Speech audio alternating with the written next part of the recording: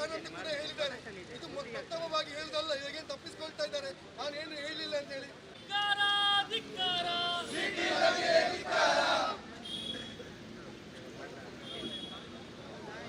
ಹೇಳ್ತಾರೆ ಈ ಸಿಟಿ ರವಿಯ ನಾಲಿಗೆಯಿಂದ ಎಷ್ಟೊಂದು ಜನ ಮಹಿಳೆಯರಿಗೆ ಇವತ್ತು ಒಂದು ಅವಹೇಳನಕಾರಿಯಾದಂತಹ ವಿಷಯ. ಇದನ್ನ ಶಾಸಕ ಸರ್ ಅವರನ್ನು ತಕ್ಷಣವೇ ವಜಾ ಮಾಡಬೇಕು. ಭಗವದ್ಗೀತೆಯನ್ನ ಜೊತೆಗೆ ಮಹಾಭಾರತದ ಪುಸ್ತಕವನ್ನು ಕೂಡ ನಾವು ಈ ಬಿಜೆಪಿ ಅವರಿಗೆ ಕೊರಿಯರ್ ಅನ್ನ ಮಾಡ್ತೇವೆ.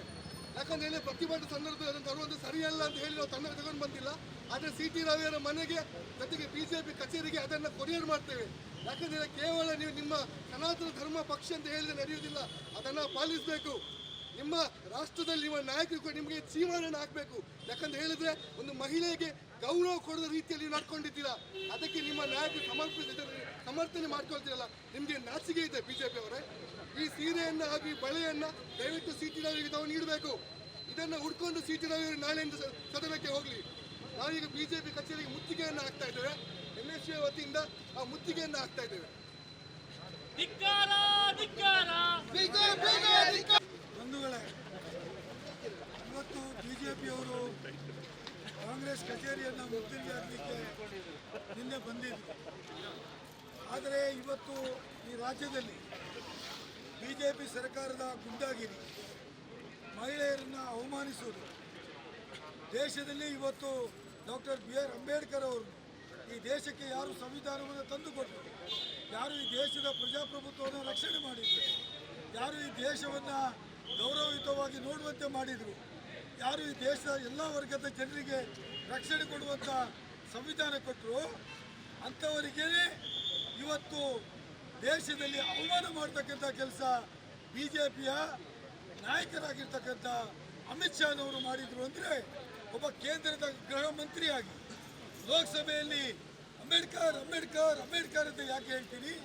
ಅದರ ಬದಿಗೆ ದೇವರು ಮಾಡಿ ಅಂತ ಹೇಳಿದರೆ ನಿಮಗೆ ಮುಕ್ತಿ ಸಿಗ್ತದೆ ಅಂತೇಳೋ ಮಾತನ್ನು ಹೇಳುವುದಾಗಿದ್ದಾರೆ. ಕಾಂಗ್ರೆಸ್ನವರಿಗೆ ಇವತ್ತು ಡಾಕ್ಟರ್ ಅಂಬೇಡ್ಕರ್ ಅವರು ದೇವರಿಗೆ ಸಮಾನವಾಗಿರ್ತಕ್ಕಂಥ ವ್ಯಕ್ತಿತ್ವ, ಇವತ್ತು ದೇವರಿಗೆ ಸಮಾನವಾಗಿರ್ತಕ್ಕಂಥ ವ್ಯಕ್ತಿತ್ವ ಇದ್ದಿದ್ರೆ ಇಡೀ ದೇಶದಲ್ಲಿ 145 ಕೋಟಿ ಜನರಿಗೆ ಇವತ್ತು ರಕ್ಷಣೆ ಮತ್ತು ಸಮಾಜದಲ್ಲಿ ಗೌರವ ಕೊಟ್ಟಿರ್ತಕ್ಕಂಥದ್ದು ಡಾಕ್ಟರ್ BR ಅಂಬೇಡ್ಕರ್ ಅವರ ಸಂವಿಧಾನ. ಆ ಸಂವಿಧಾನಕ್ಕೆ ಯಾವಾಗ ಇವರು ಇನ್ಸಲ್ಟ್ ಮಾಡ್ತಾರೆ, ಯಾವಾಗ ಅವಮಾನ ಮಾಡ್ತಾರೆ, ಅಂಥವರ ವಿರುದ್ಧ ಪ್ರತಿಭಟನೆ ಮಾಡುವಂಥ ಸಂದರ್ಭದಲ್ಲಿ ವಿಧಾನ ಪರಿಷತ್ನಲ್ಲಿ ನಾನು ಶಾಸಕನಾಗಿದ್ದೆ.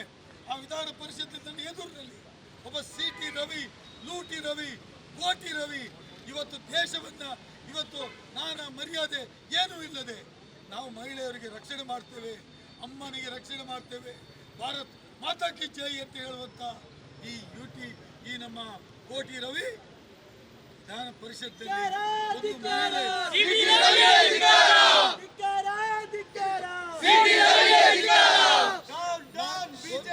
ಈ ರಾಜ್ಯದ ಮಂತ್ರಿಯಾಗಿ 2 ಬಾರಿ ಚುನಾಯಿತರಾಗಿ ಬಂದು ಮಂತ್ರಿಯಾಗಿರ್ತಕ್ಕಂಥ ಶ್ರೀಮತಿ ಲಕ್ಷ್ಮೀ ಹೆಬ್ಬಾಳ್ಕರಿಗೆ ಹೇಳಿದಂಥ ಮಾತುಗಳು ಬಹುಶಃ ಇವೊಂದು ಪ್ರಜಾಪ್ರಭುತ್ವಕ್ಕೆ ಅವಹೇಳನೆ ಮಾಡಿರ್ತಕ್ಕಂಥದ್ದು, ನಾಚಿಕೆ ತರುವಂಥದ್ದು, ಈ ಸಮಾಜಕ್ಕೆ ಅಗೌರವ ತರುವಂಥದ್ದು, ಈ ಸಮಾಜವನ್ನು ಯಾವ ದಿಕ್ಕಿನಲ್ಲಿ ಕೊಂಡೋಗ್ತಾರೆ ಅಂತ ಹೇಳುವುದನ್ನು ಬಿಜೆಪಿಯವರು ಇವತ್ತು ಉತ್ತರ ಕೊಡಬೇಕಾಗುತ್ತೆ.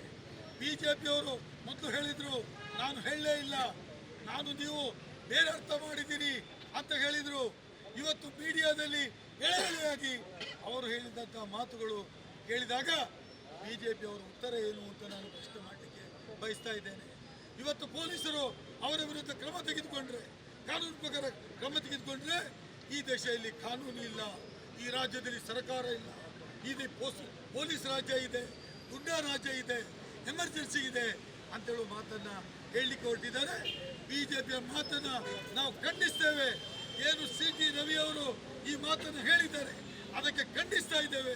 ಸಿಟಿ ರವಿ ಅವರು ಈ ಸಮಾಜದಲ್ಲಿ ಬದುಕಲಿಕ್ಕೆ, ಈ ಸಮಾಜದಲ್ಲಿ ಯಾವುದೇ ಸಂವಿಧಾನಬದ್ಧವಾದ ಹುದ್ದೆಯನ್ನು ಹಿಡಿದುಕೊಳ್ಳಲಿಕ್ಕೆ ಒಬ್ಬ ನಾಲಾಯಕು ಅಂತ ಹೇಳುವುದನ್ನ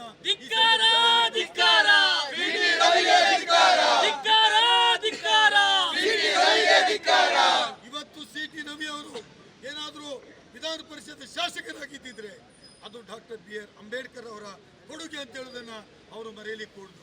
ಇವತ್ತು ಕೇಂದ್ರದಲ್ಲಿ ಅಮಿತ್ ಶಾನವರು ಗುಡ್ಡಾಗಿರಿ ಮಾಡಿ ಒಬ್ಬ ರೌಡಿ ಶೀಟರ್ ಆಗಿ ಗಡೀಪಾರಾಗಿರ್ತಕ್ಕಂಥ ಒಬ್ಬ ವ್ಯಕ್ತಿ ಮತ್ತೊಮ್ಮೆ ಪಾರ್ಲಿಮೆಂಟ್ನಲ್ಲಿ ಇವತ್ತು ಗೃಹ ಸಚಿವರಾಗಿದ್ದಿದ್ರೆ ನಾವು ಎಲ್ಲಿಯಾದರೂ ಹೇಳ್ಬೋದು ಒಬ್ಬ ಚುನಾಯಿತ ಪ್ರತಿನಿಧಿಯಾಗಿ ಡಾಕ್ಟರ್ BR ಅಂಬೇಡ್ಕರ್ ಅವರಿಗೆ ಆ ಸ್ಥಾನಕ್ಕೆ ಕೊಂಡೋಗ್ಲಿಕ್ಕೆ ಮಾಡಿದಂಥದ್ದು ಅಂತ ಹೇಳೋದನ್ನು ನಾವು ಹೇಳಬೇಕಾಗತ್ತೆ.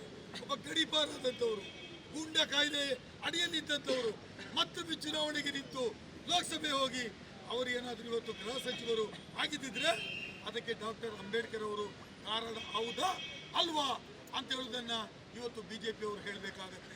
ಈ ದೇಶದಲ್ಲಿ ಇವತ್ತು ಪ್ರಜಾಪ್ರಭುತ್ವ ಮಾದರಿಯಲ್ಲಿ ಕಾಂಗ್ರೆಸ್ನವರು ಕೇಂದ್ರದಲ್ಲಿ ಹೋರಾಟ ಮಾಡಿದರೆ ರಾಹುಲ್ ಗಾಂಧಿ ಅವರಿಗೆ ಬೇಡವಾದ ಮಾತುಗಳನ್ನು ಹೇಳ್ತಾರೆ, ರಾಹುಲ್ ಗಾಂಧಿ ಅವರಿಗೆ ಹೀಯಾಳಿಸ್ತಾರೆ, ರಾಹುಲ್ ಗಾಂಧಿ ಅವರಿಗೆ ಇವತ್ತು ಮಾನಸಿಕ ಹಿಂಸೆ ಕೊಡ್ತಕ್ಕಂಥದ್ದು, ಅವರ ವಿರುದ್ಧ ಕೇಸು ದಾಖಲು ಮಾಡಿರ್ತಕ್ಕಂಥದ್ದು. ಯಾವ ಕಾರಣಕ್ಕಾಗಿ? ತಾವು ಅಧಿಕಾರ ಇದೆ ಅಂತ ಅಧಿಕಾರವನ್ನು ದುರುಪಯೋಗ ಮಾಡ್ತಾ ಇದ್ದೀರಿ. NSY ಅವರು ಇವತ್ತು ಬಹಳ ಒಳ್ಳೆಯದಾಗಿ ಒಂದು ಸೀರೆ ತಂದಿದ್ದಾರೆ ಮತ್ತು ಬಳೆ ತಂದಿದ್ದಾರೆ. ನಾನು ಹೇಳ್ತಾ ಇದ್ದೇನೆ, NSY ಪರವಾಗಿ CT ರವಿ ಅವರಿಗೂ ಅಣ್ಣ ತಮ್ಮಂದಿರಿದ್ದಾರೆ, ಅಕ್ಕಂದಿರಿದ್ದಾರೆ, ತಾಯಂದಿರಿದ್ದಾರೆ, ಹೆಂಡತಿ ಇದ್ದಾರೆ, ಸಂಸಾರ ಇದೆ.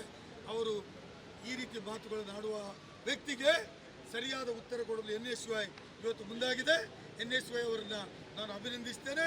ನೀವು ಈ ದೇಶದ ಮುಂದೆ ಚುಕ್ಕಾಣಿ ಹಿಡಿಯತಕ್ಕಂಥವ್ರು, ಈ ದೇಶಕ್ಕೆ ನಾಯಕತ್ವವನ್ನು ಕೊಡ್ತಕ್ಕಂಥ NSY ಅವರು ಏನು ಈ ಕ್ರಮ ತೆಗೆದುಕೊಂಡಿದ್ದಾರೆ